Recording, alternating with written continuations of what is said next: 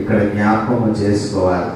ఎందుకనంటే ఈ వైకల్యం కలిగినటువంటి వారు మానసికమైనటువంటి పనులను తమకు తాము చేసుకోలేనటువంటి పరిస్థితి, ఒకరి మీద ఆధారపడేటటువంటి పరిణామాన్ని ఈ వైకల్యం కలిగినటువంటి వారు కలిగి ఉంటారు. అంటే జీవితాన్ని పూర్తి స్థాయిలో సంతోషంగా గడపలేనటువంటి స్థితిలో ఉన్నటువంటి వారి యొక్క పరిణామం.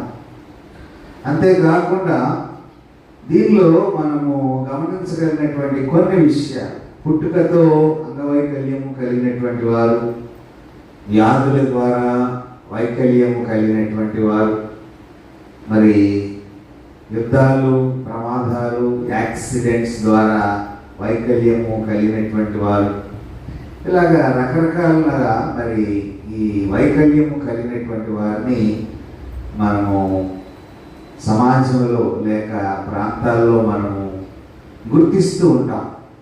అయితే ఈ వైకల్యము కలిగినటువంటి వారి యొక్క పరిస్థితిని మనము గమనించగలిగినట్లయితే మరి సాధారణంగా ఆరోగ్యవంతంగా ఉన్నటువంటి వారు కూడా వృద్ధాప్యం వచ్చేసరికి మరి కొన్ని అవయవాలు సరిగా పనిచేయక వారు కూడా వైకల్యం కలిగినటువంటి వారిగా మారిపోతారు.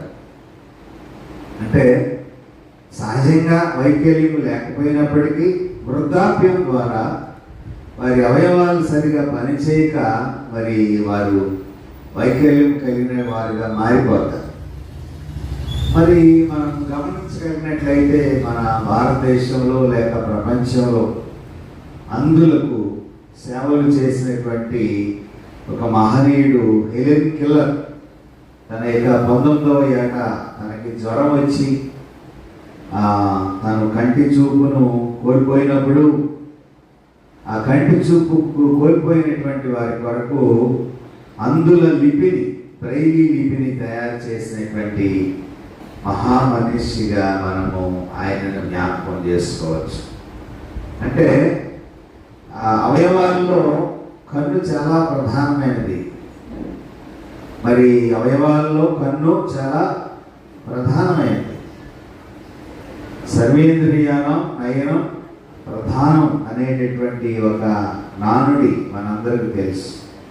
అవయవాలన్నిటిలో కన్ను చాలా ప్రాధాన్యత కలిగి ఉంది. ఎందుకంటే కంటి చూపు లేకపోతే లోకంలో ఏం జరుగుతుందో ఎవరికి తెలియనటువంటి ఒక పరిణామం. కాబట్టి మరి ఈ కంటి చూపును కోల్పోయినటువంటి